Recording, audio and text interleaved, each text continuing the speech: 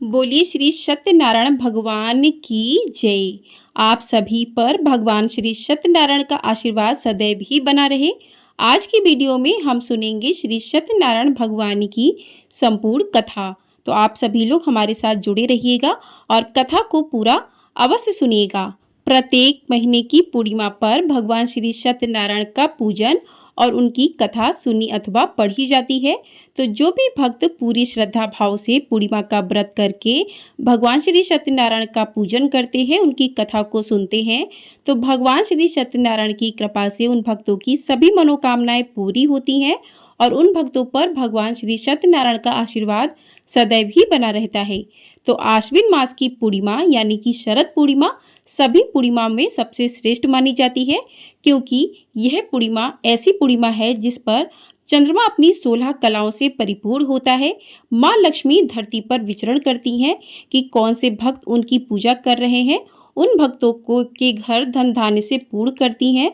और इस दिन जो है खीर, रात्रि में चंद्रमा की रोशनी में खीर रखी जाती है और कहते हैं उस खीर में चंद्रमा से अमृत बरसता है। तो वो खीर का प्रसाद और प्रसाद के रूप में जो भी ग्रहण करता है, उन भक्तों के शरीर के सारे विकार जो हैं समाप्त हो जाते हैं। तो इस प्रकार से इस पूर्णिमा पर जो भी भक्त भगवान श्री सत्यनारायण का पूजन करते हैं, तो उन पर भगवान सत्यनारायण की विशेष कृपा होती है।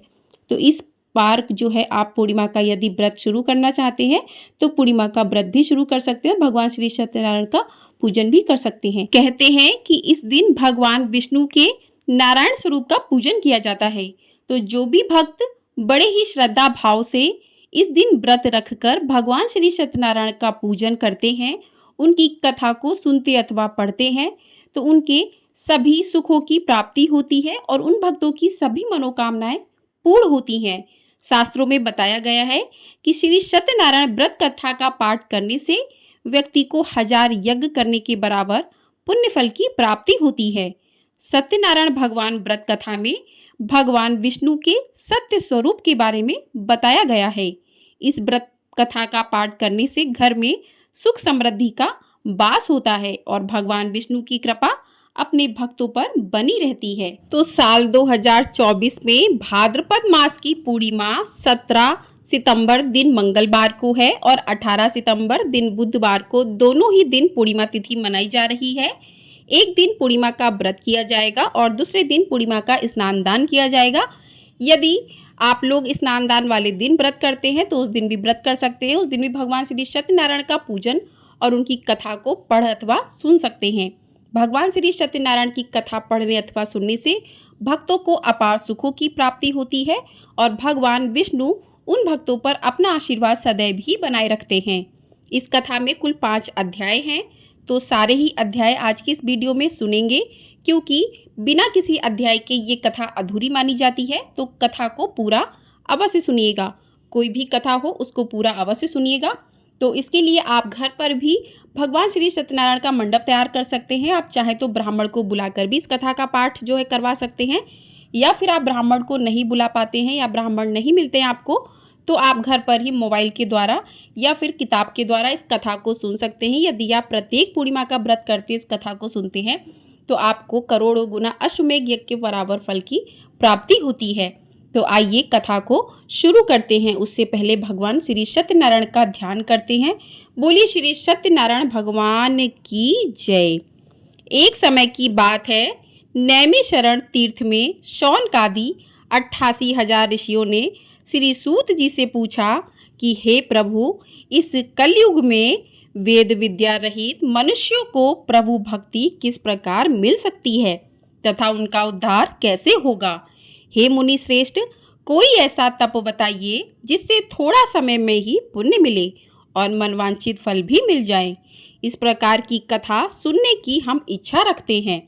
सर्वशास्त्रों के ज्ञाता सूत जी बोले कि हे वैष्णवों में पूज्य, आप सभी ने प्राणियों के हित की बात पूछी है, इसलिए मैं एक ऐसे श्रेष्ठ व्रत को आप लोगों को बताऊंगा जिसे नारद जी ने लक्ष्मी नारायण जी से पूछा था और लक्ष्मीपति ने मुनि श्रेष्ठ नारद जी से कहा था। आप अब इसे ध्यान से सुनिए।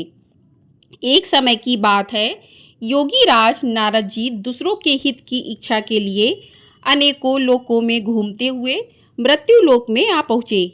यहाँ उन्होंने अनेक योनियों में जन्मे प्रायः सभी मनुष्यों को अपने कर्मों द्वारा अनेकों दुखों से पीड़ित देखा। उनका दुख देख नारद जी सोचने लगे कि कैसा यत्न किया जाए जिसके करने से निश्चित रूप से मानव के दुखों का अंत हो जाए। इसी विचार पर मनन करते हुए वह विष्णु लोक में गए। वहां वह देवों के ईश नारायण की स्तुति करने लगे, जिनके हाथों में शंख, चक्र, गदा और पद्म थे, गले में बरमाला पहने हुए थे। स्तुति करते हुए नारद जी बोले कि हे भगवान, आप अत्यंत शक्ति से संपन्न हैं। मन तथा वाणी भी आपको नहीं पा सकती है। आपका आदि, मध्य तथा अंत नहीं है। निर्गुण स्वरूप सृष्टि के कारण भक्तों के दुख को दूर करने वाले हैं। आपको मेरा नमस्कार है। नारद जी की स्तुति सुन विष्णु भगवान बोले कि हे मुनि श्रेष्ठ, आपके मन में क्या बात है? आप किस काम के लिए पधारे हैं? उसे निसंकोच कहो। इस पर नारद मुनि बोले कि मृत्यु लोक में अनेक योनियों में जन्मे मनुष्य अपने कर्मों के द्वारा अनेकों दुख से दुखी हो रहे हैं। हे नाथ, आप मुझ पर दया रखते हैं तो बताइए कि वो मनुष्य थोड़े प्रयास से ही अपने दुखों से कैसे छुटकारा पा सकते हैं। तभी श्री हरि बोले कि हे नारद, मनुष्यों की भलाई के लिए तुमने बहुत अच्छी बात पूछी है, जिसके करने से मनुष्य मोह से छूट जाता है। वह बात मैं कहता हूँ, उसे सुनो। स्वर्गलोक व मृत्युलोक दोनों में एक दुर्लभ उत्तम व्रत है जो पुण्य देने वाला है। आज प्रेम वश होकर मैं उसे तुमसे कहता हूँ। श्री सत्यनारायण भगवान का यह व्रत अच्छी तरह विधान पूर्वक करके मनुष्य तुरंत ही यहाँ सुख भोग कर मरने के उपरांत मोक्ष को पाता है।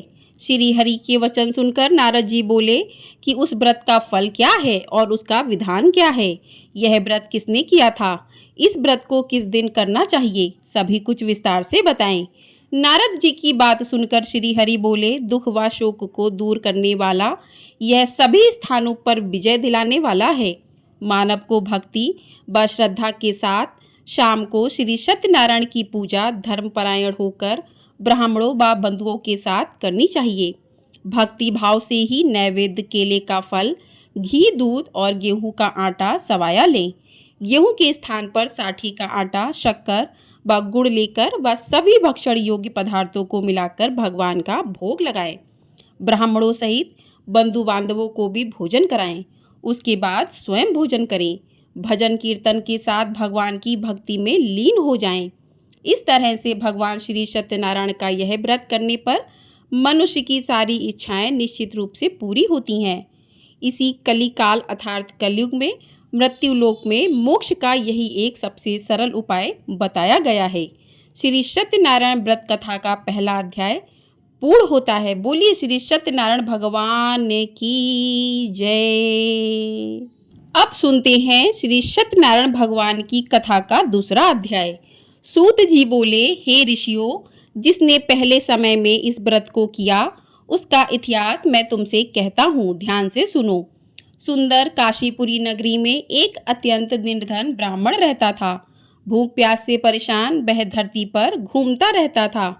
ब्राह्मणों से प्रेम करने वाले भगवान ने एक दिन ब्राह्मण का भेष धारण कर उसके पास जाकर पूछा, हे विप्र, नित्य दुखी होकर तुम पृथ्वी पर क्यों घूमते हो? दीन ब्राह्मण बोला, मैं निर्धन ब्राह्मण हूँ, भिक्षा के लिए धरती पर घूमता हूँ। हे भगवान, यदि आप इसका कोई उपाय जानते हो तो बताइए। वृद्ध ब्राह्मण कहता है कि सत्यनारायण भगवान मनोवांछित फल देने वाले हैं, इसलिए तुम उनका पूजन करो। इसे करने से मनुष्य सभी दुखों से मुक्त हो जाता है।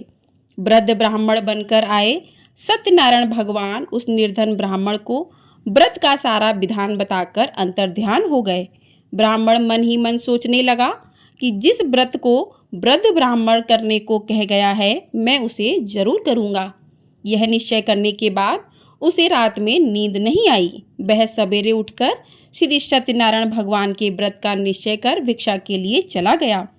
उस दिन निर्धन ब्राह्मण को भिक्षा में बहुत सारा धन मिला, जिससे उसने बंधु बांधवों के साथ मिलकर श्री सत्यनारायण भगवान का व्रत संपन्न किया। भगवान श्री सत्यनारायण का व्रत संपन्न करने के बाद वह निर्धन ब्राह्मण सभी दुखों से छूट गया और अनेक प्रकार की संपत्तियों से युक्त हो गया।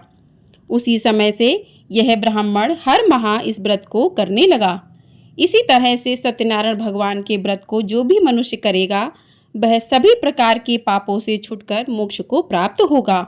जो मनुष्य इस व्रत को करेगा वह भी सभी दुखों से मुक्त हो जाएगा। सूत जी बोले कि इस तरह से नारद जी से नारायण जी का कहा हुआ श्री सत्यनारायण व्रत को मैंने तुमसे कहा। हे विप्रो, मैं अब और क्या कहूँ। ऋषि बोले, हे मुनिवर, संसार में उस विप्र से सुनकर और किस किसने इस व्रत को किया, हम सब इस बात को सुनना चाहते हैं। इसके लिए हमारे मन में श्रद्धा का भाव है। सूत जी बोले, हे मुनियों, जिस जिसने इस व्रत को किया है वे सब सुनो। एक समय वही विप्र धन व ऐश्वर्य के अनुसार अपने बंधु बांधवों के साथ इस व्रत को करने को तैयार हुआ। उसी समय एक लकड़ी बेचने वाला बूढ़ा आदमी आया और लकड़ियां बाहर रखकर अंदर ब्राह्मण के घर में गया। प्यास से दुखी वह लकड़हारा उनको व्रत करते देख विप्र को नमस्कार कर पूछने लगा कि आप यह क्या कर रहे हैं। तो उन्होंने बताया कि व्रत कर रहा हूँ तथा इसे करने से क्या फल मिलेगा, कृपया मुझे भी बताएं। तभी ब्राह्मण ने कहा कि सब मनोकामनाओं को पूरा करने वाला यह सत्यनारायण भगवान का व्रत है। इनकी कृपा से ही मेरे घर में धन धान्य आदि की वृद्धि हुई है। विप्र से सत्यनारायण व्रत या के बारे में जानकर लकड़हारा बहुत प्रसन्न हुआ। चरणामृत लेकर व प्रसाद खाने के बाद वह अपने घर गया। लकड़हारे ने अपने मन ही मन में संकल्प किया कि आज लकड़ी बेचने से जो भी धन मिलेगा उसी से श्री सत्यनारायण भगवान का उत्तम व्रत करूंगा। मन में इस विचार को लेके बूढ़ा आदमी सिर पर लकड़ियां रखकर उस नगर में बेचने गया जहां धनी लोग ज्यादा रहते थे। उस नगर में उसे अपनी लकड़ियों का दाम पहले से 4 गुना अधिक मिला। बूढ़ा लकड़हारा प्रसन्नता के साथ दाम लेकर केले, शक्कर, घी, दूध, दही और गेहूं का आटा लेकर भगवान श्री सत्यनारायण के व्रत की अन्य सामग्रियां लेकर अपने घर गया। वहां उसने अपने बंधु बांधवों को बुलाकर विधि विधान से भगवान श्री सत्यनारायण का पूजन और व्रत किया। इस व्रत के प्रभाव से वह बूढ़ा लकड़हारा धन पुत्र आदि से युक्त होकर संसार के समस्त सुखों को भोगकर अंतकाल में बैकुंठ धाम चला गया। श्री सत्यनारायण व्रत कथा का दूसरा अध्याय पूर्ण होता है। बोलिए भगवान श्री सत्यनारायण भगवान की जय। अब शुरू करते हैं तीसरा अध्याय। सूत जी बोले, हे मुनि श्रेष्ठ मुनियों, अब आगे की कथा कहता हूँ। पहले समय में उल्का मुख नाम का एक बुद्धिमान राजा था। वह सत्यवक्ता और जितेंद्रिय था। प्रतिदिन देव स्थानों पर जाता और निर्धनों को धन देकर उनके कष्ट दूर करता था। उसकी पत्नी कमल के समान मुख वाली तथा सती साध्वी थी। भद्रशिला नदी के तट पर उन दोनों ने श्री सत्यनारायण भगवान का व्रत किया। उसी समय साधु नाम का एक वैश्य आया। उसके पास व्यापार करने के लिए बहुत सा धन भी था।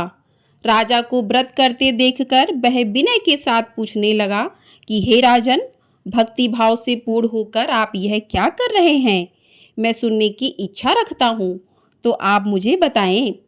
राजा बोला, हे साधु, अपने बंधु बांधवों के साथ पुत्रादि की प्राप्ति के लिए एक महाशक्तिमान श्री सत्यनारायण भगवान का व्रत व पूजन कर रहा हूँ। राजा के वचन सुन साधु आदर से बोला कि हे राजन, मुझे इस व्रत का सारा विधान कहिए। आपके कथा अनुसार मैं भी इस व्रत को करूँगा। मेरे भी कोई संतान नहीं है और इस व्रत को करने से निश्चित रूप से मुझे संतान की प्राप्ति होगी। राजा से व्रत का सारा विधान सुन व्यापार से निवृत्त हो वह अपने घर गया। साधु वैश्य ने अपनी पत्नी को संतान देने वाले इस व्रत का वर्णन कह सुनाया और कहा कि जब मेरी संतान होगी तब मैं इस व्रत को करूँगा। साधु ने इस तरह के वचन अपनी पत्नी लीलावती से कहे।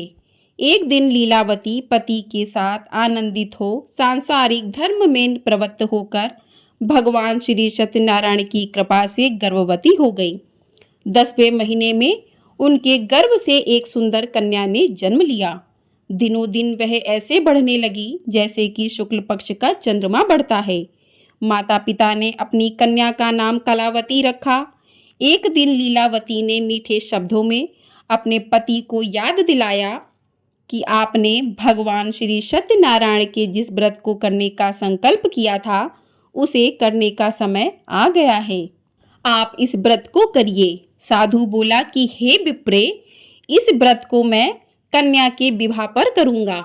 इस प्रकार अपनी पत्नी को आश्वासन देकर वह नगर को चला गया। कलावती पिता के घर में रहे वृद्धि को प्राप्त हो गई। साधु ने एक बार नगर में अपनी कन्या को सखियों के साथ देखा तो तुरंत ही दूत को बुलाया और कहा कि मेरी कन्या के योग्य वर देखकर आओ। साधु की बात सुनकर दूत कंचन नगर में पहुंचा और वहां देखभाल कर लड़की के सुयोग्य वाणिक पुत्र को ले आया। सुयोग्य लड़के को देख साधु ने बंधु बांधवों को बुलाकर अपनी पुत्री का विवाह कर दिया। लेकिन दुर्भाग्य की बात ये कि साधु ने अभी भी भगवान श्री सत्यनारायण का व्रत नहीं किया। इस पर श्री भगवान क्रोधित हो गए और श्राप दिया कि साधु को अत्यधिक दुख मिले। अपने कार्य में कुशल साधु बनिया जमाई को लेकर समुद्र के पास स्थित होकर रत्नसारपुर नगर में गया। वहां जाकर दामाद ससुर दोनों मिलकर चंद्रकेतु राजा के नगर में व्यापार करने लगे। एक दिन भगवान श्री सत्यनारायण की माया से एक चोर राजा का धन चुराकर भाग रहा था। उसने राजा के सिपाहियों को अपना पीछा करते देख चुराया हुआ धन वहां रख दिया जहां साधु और जमाई के साथ ठहरा हुआ था।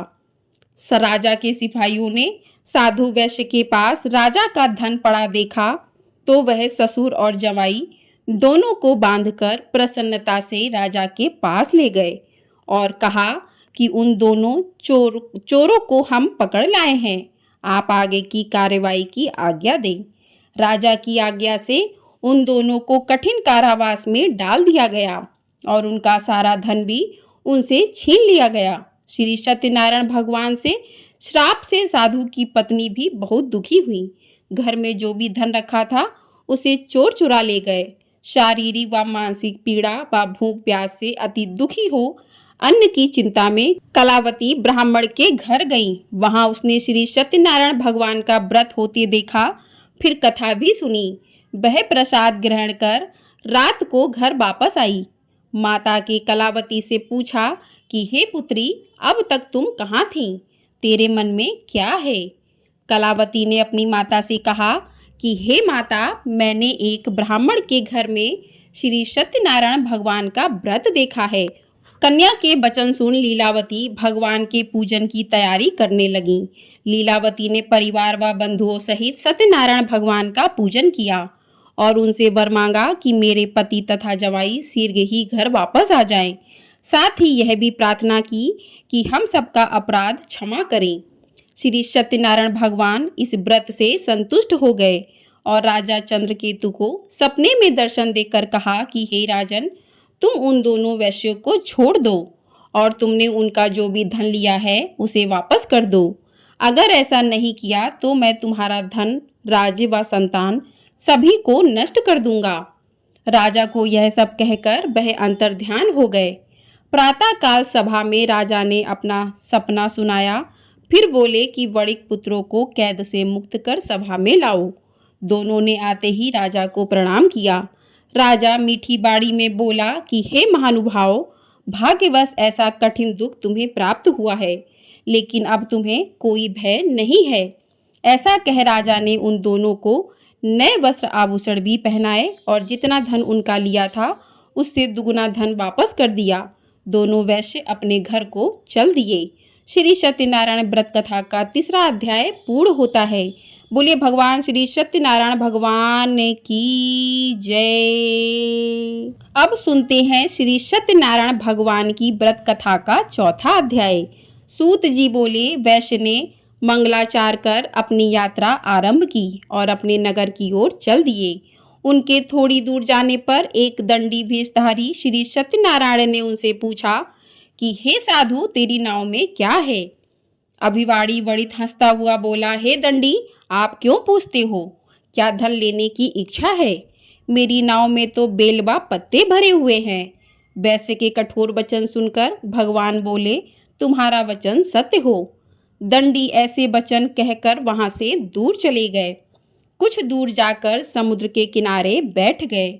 दंडी के जाने के बाद साधु वैश्य ने नित्य क्रिया के पश्चात नाव को ऊंची उठते देखकर अचंभा माना और नाव में बेल पत्ते आदि देखकर मूर्छित हो जमीन पर गिर पड़ा। मूर्छा खुलने पर वह अत्यंत शोक में डूब गया। तब उसका दामाद बोला कि आप शोक ना मनाएं, यह दंडी का शाप है, इसलिए हमें उनकी शरण में जाना चाहिए, तभी हमारी मनोकामना पूरी होगी। दामाद की बात सुनकर वह दंडी के पास पहुंचा और अत्यंत भक्ति भाव नमस्कार करके बोला, मैंने आपसे जो जो असत्य वचन कहे थे उनके लिए मुझे क्षमा दे। ऐसा कहकर महान शोकातुर होकर रोने लगा। तब दंडी भगवान बोले कि हे वणिक पुत्र, मेरी आज्ञा से बार बार तुम्हें दुख प्राप्त हुआ है, तू मेरी पूजा से विमुख हुआ। साधु बोला, हे भगवान, आपकी माया से ब्रह्मा आदि देवता भी आपके रूप को नहीं जानते, तब मैं तो अज्ञानी कैसे जान सकता हूँ। आप प्रसन्न हुइए, अब मैं सामर्थ्य के अनुसार आपकी पूजा करूँगा। मेरी रक्षा करो और पहले के समान नौका में धन भर दो। साधु वैश्य के भक्ति पूर्वक वचन सुनकर भगवान प्रसन्न हो गए और उसकी इच्छा के अनुसार वरदान देकर अंतर्ध्यान हो गए। ससुर जवाई जब नाव पर आए तो नाव धन से भरी हुई थी। फिर वहीं अपने अन्य साथियों के साथ सत्यनारायण भगवान का पूजन कर अपने नगर को चल दिए। जब नगर के नजदीक पहुँचे तो दूत को घर पर खबर करने के लिए भेज दिया। दूत साधु की पत्नी को प्रणाम करके कहता है कि मालिक अपने दामाद सहित नगर के निकट आ गए हैं। दूत की बात सुनकर साधु की यानी कि वैश्य की पत्नी लीलावती ने बड़े हर्ष के साथ सत्यनारायण भगवान का पूजन कर अपनी पुत्री कलावती से कहा कि मैं अपने पति के दर्शन को जाती हूँ, तू कार्य पूर्ण कर शीघ्र आ जा। माता के ऐसे वचन सुनकर कलावती जल्दी में प्रसाद छोड़कर अपने पति के पास चली गई। प्रसाद की अवज्ञा के कारण श्री सत्यनारायण भगवान रुष्ट हो गए और नाव सहित उसके पति को पानी में डुबो दिया। कलावती अपने पति को वहां ना पाकर रोती हुई जमीन पर गिर पड़ी। नौका को डूबा हुआ देख व कन्या को रोता देख साधु दुखी होकर बोला कि हे प्रभु, मुझसे तथा मेरे परिवार से जो भी भूल हुई है उसे क्षमा करें। साधु के दीन वचन सुनकर श्री सत्यनारायण भगवान प्रसन्न हो गए और आकाशवाणी हुई कि हे साधु, तेरी कन्या मेरे प्रसाद को छोड़कर आई है, इसलिए उसका पति अदृश्य हो गया है। यदि वह घर जाकर प्रसाद खाकर लौटती है तो इसे इसका पति अवश्य मिलेगा। ऐसी आकाशवाणी सुन कलावती घर पहुंचकर प्रसाद खाती हैं और फिर आकर अपने पति के दर्शन करती हैं। उसके बाद साधु अपने बंधु बांधवों सहित श्री सत्यनारायण भगवान का विधि विधान से पूजन करता है। इस लोक का सुख भोग कर अंत में स्वर्ग को जाता है। श्री सत्यनारायण व्रत कथा का चौथा अध्याय पूर्ण हुआ। बोलिए भगवान श्री सत्यनारायण की जय। अब सुनते हैं सत्यनारायण भगवान व्रत कथा का 5वां अध्याय। सूत जी बोले कि हे ऋषियों, मैं और भी एक कथा सुनाता हूँ, उसे भी ध्यान पूर्वक सुनो। प्रजा पालन में लीन तुंगध्वज नाम का एक राजा था। उसने भी भगवान का प्रसाद त्याग कर बहुत ही दुख सहन किया। एक बार वन में जाकर वन्य पशुओं को मारकर वह बड़ के पेड़ के नीचे आया। वहां उसने ग्वालों को भक्ति भाव से अपने बंधुओं सहित सत्यनारायण भगवान का पूजन करते देखा।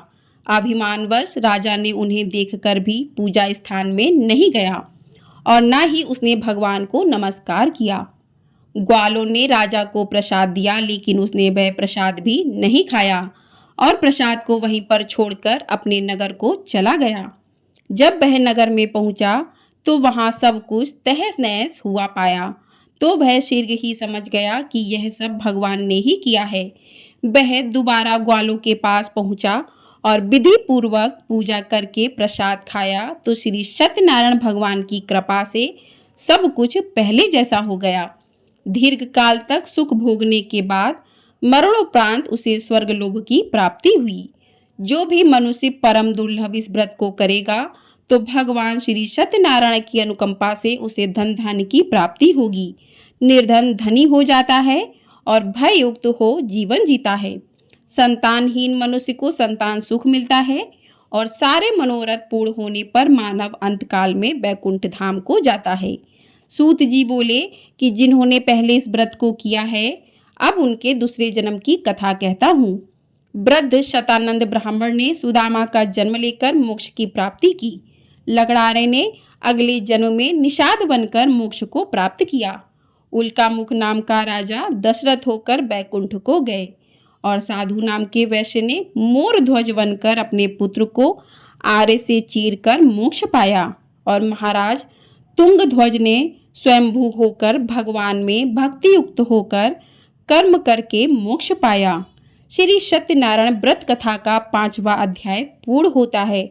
बोलिए श्री सत्यनारायण भगवान की जय। तो इस प्रकार से भगवान श्री सत्यनारायण की कथा पूर्ण होती है। जो भी भक्त पूर्णिमा के दिन भगवान श्री सत्यनारायण का पूजन करके उनकी कथा को सुनते हैं, उनके प्रसाद को ग्रहण करते हैं, तो उनकी सभी मनोकामनाएं पूर्ण होती हैं।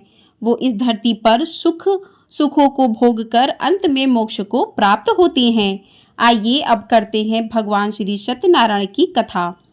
जय लक्ष्मी रमणा स्वामी, जय लक्ष्मी रमणा, सत्यनारायण स्वामी जनपातक हरणा। ओम जय लक्ष्मी रमणा, रतन जटित सिंहासन अद्भुत छवि राजे, नारद करत निराजन घंटावन बाजे। ओम जय लक्ष्मी रमणा, प्रकट भय कली कारण द्विज को दर्श दियो, बूढ़ो ब्राह्मण बन कर कंचन महल कियो। ओम जय लक्ष्मी रमणा, दुर्बल भील कठारो जिन पर कृपा करी, चंद्रचूड़ एक राजा तिनकी विपति हरी। ओम जय लक्ष्मी रमणा, वैश्य मनोरथ पायो श्रद्धा तज दीन्ही, सो फल भोग्यो प्रभु जी फिर स्तुति कीनी। ओम जय लक्ष्मी रमणा, भाव भक्ति के कारण छिन छिन रूप धर्यो, श्रद्धा धारण कीनी तिनको काज सरो। ओम जय लक्ष्मी रमणा, ग्वाल बाल संग राजा वन में भक्ति करी, मन वांछित फल दीनो दीन दयालु हरि। ओम जय लक्ष्मी रमणा, चढ़त प्रसाद सवायो कदली फल मेवा, धूप दीप तुलसी से राजी सत्य देवा। ओम जय लक्ष्मी रमणा, सत्यनारायण जी की आरती जो कोई नर गावे, तन मन सुख संपत्ति मन वांछित फल पावे। ओम जय लक्ष्मी रमणा। बोलिए श्री सत्यनारायण भगवान की जय। इस प्रकार से भगवान श्री सत्यनारायण की कथा और आरती पूर्ण होती है। आप सभी भक्तों पर भगवान श्री सत्यनारायण का आशीर्वाद सदैव ही बना रहे। हम सभी भक्तों को अनंत सुखों की प्राप्ति हो। बोलिए भगवान श्री सत्यनारायण की जय। आपको ये वीडियो पसंद आई हो, वीडियो को लाइक शेयर और चैनल को सब्सक्राइब ज़रूर कर दीजिएगा। आपको हमारे चैनल पर इसी प्रकार से व्रत कथाएं सुनाई जाती हैं, व्रतों के शुभ मुहूर्त की जानकारी दी जाती है। तो चैनल को ढेर सारा प्यार ज़रूर दीजिएगा और कमेंट बॉक्स में श्री सत्यनारायण भगवान की जय अवश्य लिखिएगा। आपका एक लाइक हमारे लिए बहुत अधिक महत्वपूर्ण होता है, तो वीडियो को लाइक अवश्य कर दिया कीजिए। आपके लाइक से हमें पता चलता है कि आप हमें सुन पा रहे हैं। बोलिए श्री सत्यनारायण भगवान की जय।